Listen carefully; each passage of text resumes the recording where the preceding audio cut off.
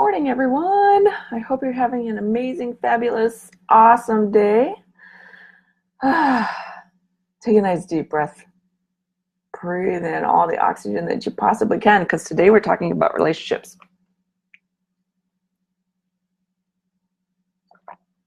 Have they been stressed, strained, happy, glorious, most amazing? All of the above? Well, good, because that's what the energies are telling us to do, right? That's what the energies are helping us to move into. Because here's what's happening. July and August are huge months for relationships, especially the relationship with yourself, because it's pulling you directly into alignment with yourself. And if you are out of alignment with who you are, it's going to show up in your relationships. Because we need to move into alignment. There's no ifs, ands, or buts any longer. Our deep desire, and our willingness and acceptance to move into alignment with who we are, why we're here, is of the utmost importance. Because in August, the energies will shift us like we've never been shifted before. Which is why we're here. So your relationship, hey Elise, how are you? So your relationship with yourself cannot be diverted any longer. So what's the number one thing that you can do to help in your relationship with yourself is to be diligent, literally diligent with knowing your own energy. Be diligent with understanding who you are, accepting who you are. No matter what you do in this life, it really doesn't matter. Except accepting who you are, now that matters. So the relationships are literally mirroring what's out of alignment with who we are. For example, I have a perfect example a couple months ago. Relationship with my husband was like iffy, right? Like it was always, there felt like was something missing. But what was missing was I wasn't showing up for the relationship. We've been together for a really long time, and I felt bored. But what I was really bored with was myself, who I am. Because I know that moving into 2019 is a very powerful year for me. And it's literally me showing up for who I really am. Who I really am. Now, in a sense, that's sort of scary for me because I'm not sure that it's ever happened before, but it has. At the same time, I know that me showing up for me, like I can't show up for the world unless I'm showing up for who I am, for me, knowing and understanding who I am, why I'm here. That's the important relationship that I have to have with myself. And I can't have it in my marital relationship. I can't have it with my kids. I can't have it with my friends, with my accountability partners. I can't have relationships with them if I'm not showing up for who I am. So that relationship with who you are is pertinent, and you have to be diligent with who you are. How do I do that? I do that by my own meditation practice, my own journaling practice, my own exercise practice. I do that with being in hyper awareness of who I am every minute of every day. Now that's not work. Don't let your ego self tell you that, oh, that's too much work for me to do. That's crazy crap. It's not work when that's your way of being. It's only work when you're sitting the fence, not making decisions about who you are.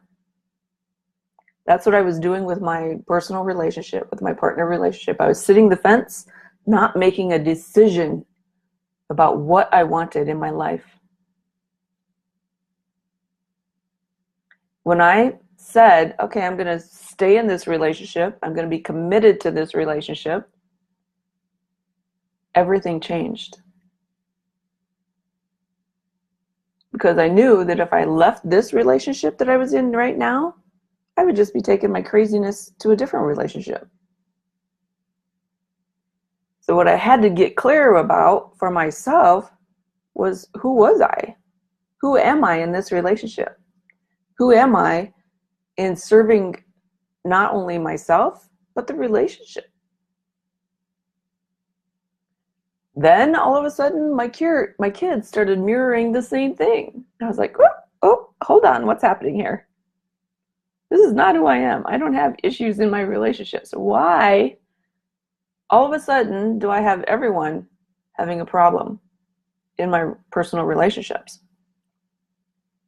So I had to sit back, take a good look, explore my own energy, understand who I am further, because what happened was I ended up saying, you know what? These are old triggers. This is an old way of being. Why am I being shown this right now? And how do I get out of this? Because this is not who I want to be. So I sat back and I said, okay, what's the first thing that I know is my truth? I know that I have to make decisions because we're in times of decisions. We are not making choices any longer. We aren't choosing from this or that. We are making decisions about who we are, about what our truth is today. So I made some decisions. I'm not allowing myself to be triggered because I know that that's old paradigm. Those are old patterns. Instead, I'm making decisions. What's right for me? What fits for me? What's aligned for me? What's my truth? My truth is, I love my husband. I love our relationship. It provides support for me that I don't provide for myself. What? That's a big aha, right? When we can come to those kinds of awarenesses, those big awarenesses, that's when decisions can be instantly made and life transforms. Because all it takes is an aha. All it takes is an awareness, which provides the transformation. So in your relationships, the mirroring that's happening is all about you. You being confident enough to know that, oh, this is my aha. This is my awareness component. Now I get to make a decision and I could change, transform instantaneously. And that's what happened. Literally, the whole relationship was transformed. My husband and I have always been really good at telepathic communication. We could sit in a room for hours, not literally speak to each other. But we're constantly communicating with each other. And we both have awareness about it. And telepathy, let me get that out.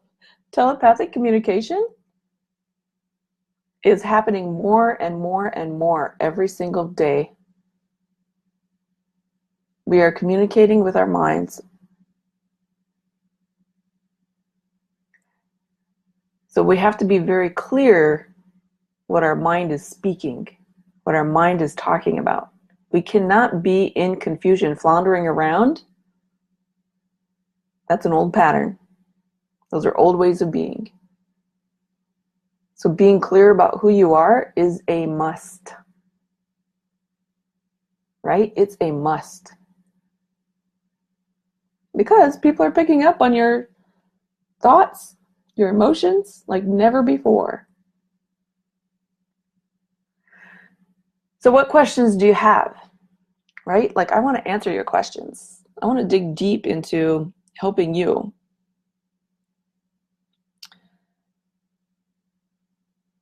Our deep compassion, our truth, our extreme love that we're feeling and compelled more and more to is not outside of ourselves.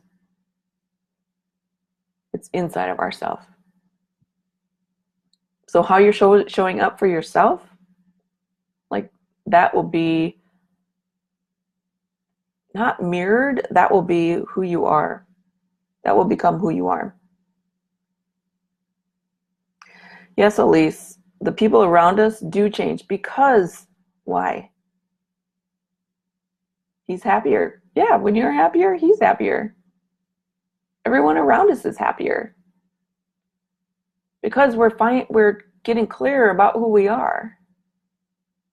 The more that you become clear about who you are, the more people see your clarity. And they want that. So they become more clear. Every time that we make a decision about something, we open a gateway for someone else. We open the gateway for them to make decisions about who they are. Yeah, our relationships get better. They freaking become amazing. Right? When I was younger, like I wanted this most Disney-like relationship. Romantic, like this mystery kind of, like so intense. Right? Like the whole like vision of Beauty and the Beast. Not that I wanted a beast, but I wanted that kind of like intense relationship that was like the magicalness of it, the mystery of it, romanticness of it. Like that's what I wanted, but I didn't show up for that until now because that's who I am. That's who I've become in my relationship. I wanted it, but I didn't know how to do it because I thought that someone else had to create that for me. That is a total lie because you have to create it for yourself. When you create it for yourself, your whole life becomes magical. So showing up for yourself is the most magical thing that you can do. Most magical thing. And they are magical because that's what you're telepathically communicating to someone else. Even though maybe your actions don't create that sort of magic, but they should, right? So sending little love notes. Like I want people to send me love notes, but I don't send love notes. I'm not showing up for myself.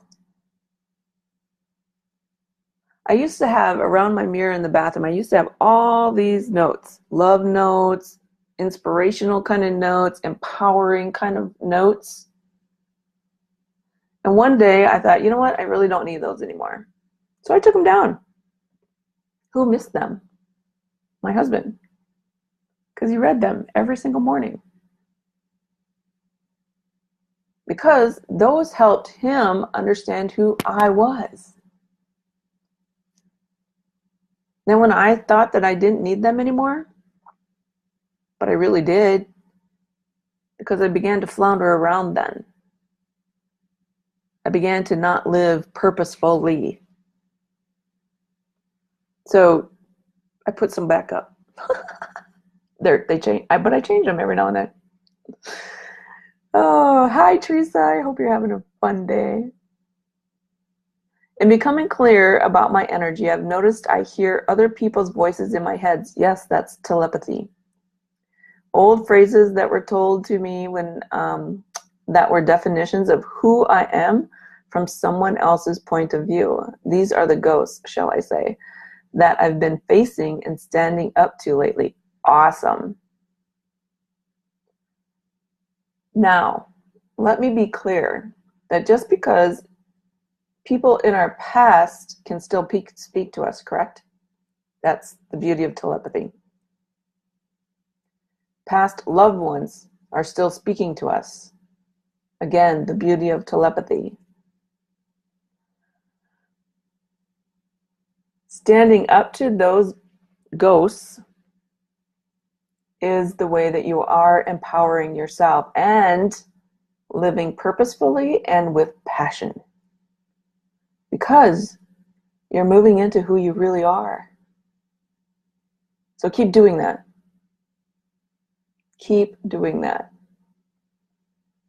Because when we rid ourselves of the programmings, which is literally what you're doing, you're ridding yourself of the programmings. And the only way that we can rid ourselves of the programmings is to be aware that they're there. So when we hear those people, or we hear those programs, or we hear those patterns, or we hear those loops, those old ways, being aware of them can instantly transform them. That's an amazing relationship with yourself. Being hyper aware of who you are, the first thing to being hyper aware of who you are is being in awareness. So, good work. Keep it up. All right, my loves, any other questions? I hope that this helps in your relationships, especially the one with yourself, and everyone around you. So let me know if it does help. If there have further questions. Oh, I love you, Elise. I love you, Teresa. I love everyone in here. I hope you know that. I hope you can feel that.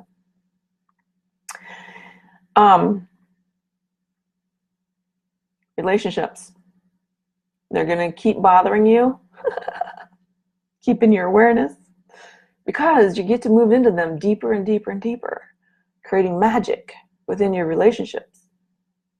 Because they're important. Especially the one with you. With yourself. So I love you, I love you, I love you. Keep creating an amazing life. And I'll be back next week.